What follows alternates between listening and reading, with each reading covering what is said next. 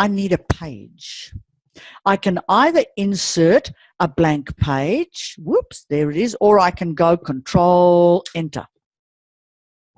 And I can create a blank page above that with a page break. Okay, you could also have inserted a page break if you like. So you've got a choice of 3 things. Right, now I'm going to put in my ToC. Okay, I'm going to go to references, not because it's got anything to do with your references at the end of your document. This is because it is going to refer to heading 1 and extract all my heading 1s and 2s and put a table of contents for me. Okay, it's going to cross-reference. That's a whole different thing altogether. And when I look on the left, I see table of contents there. I click on it and it says, well, which one do you want? These 2 are identical. The only thing that's different is that says contents and this says table of contents. Well, they kind of like talking table of contents, so I'll choose automatic table 2. I scroll up and there's my table of contents. Okay, the moment I do this, that style pops up on my screen. So my table of contents style is not looking good. Why shouldn't I make that style heading 1? Because I don't want it to appear in my list. That's why. So I'm going to modify this. I'm going to make it Times New Roman 12, bold, center, and double line spacing. I can do it all from here. And there's my heading table of contents. I now notice that this is all in bold, and I don't like that, say, for example. I'm going to select all this and make it bold.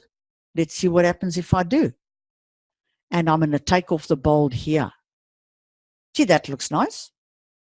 Then I add something else to my assignment, and now I've got to update my table of contents, which you really shouldn't have to do. You should do this last. But if you don't, you can see that I have update table there. I click on update table. It says page numbers only. So no, I've added stuff. So you've got to do the whole thing for me. I haven't just changed page numbers. I've also changed text in there. I've added another heading. When I go OK, the bold comes back. So what's it done? It's ignored my formatting. It's called explicit formatting. So I'm going to go to here where it says ToC 1. What do I know? There's a style there. So I can go modify and I can remove that. Check while I'm there. It's left and it's double line spaced. And I click on OK. And now the bold is gone. If I want these 2 to be in italics, let's just say, I go to click on one of them, go to ToC 2, and I'm going to modify it and make my ToC 2 italics. And they're both italics. So this is the usefulness of working in styles, you see, and not working in the document itself. So, please remember what Amy said? This should really be in front of your table of contents. So do your table of contents last. Okay, what I can do though is show you how to fix this. I'm going to remove this, remove table of contents, okay? And I'm going to go to here. Whoops. And I'm going to create my table of contents here.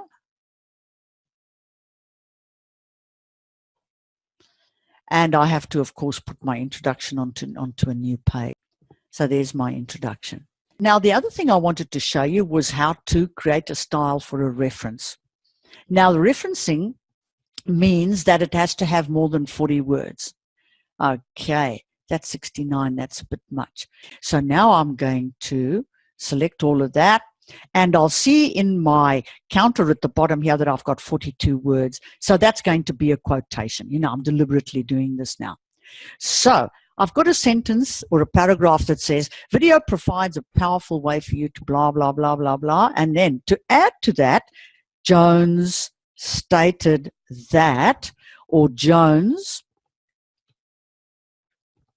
2018 stated that. And now I'm going to have to make this a new paragraph. Beware, do not press enter here. Otherwise, you're going to get the space in front of it.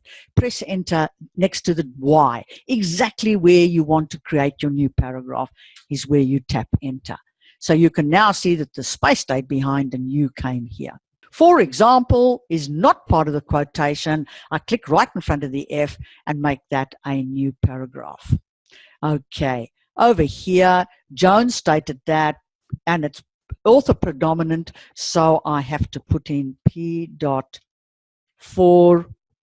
and there is my citation complete. But this needs to be indented from the left. So I can go Control M to do that, but I can also make myself a style. And this time I'm going to call it APA quote. Now, what do I want for after my quote? I probably want to have a normal paragraph. I probably want to tap enter and then have a normal paragraph. I can go to this indenting button here, and you can see that it's going to indent it for you. Okay? So when I click on OK, there is my quotation indented. So next time I have an APA quote, I simply click on that and it will put it in for me. So let's say this is a quotation. It isn't, but I'm going to prove a point. Let's say this is a quotation. I click on APA quote, done. The advantage of that is that you get repetition of an exact thing. You don't get yourself making mistakes, because we humans are extremely prone to mistakes. So, speak for myself, I should say. So when you've got these styles in there, people, it's embedded in there. If you do find you've got a mistake and you fix it, it'll automatically fix the whole document.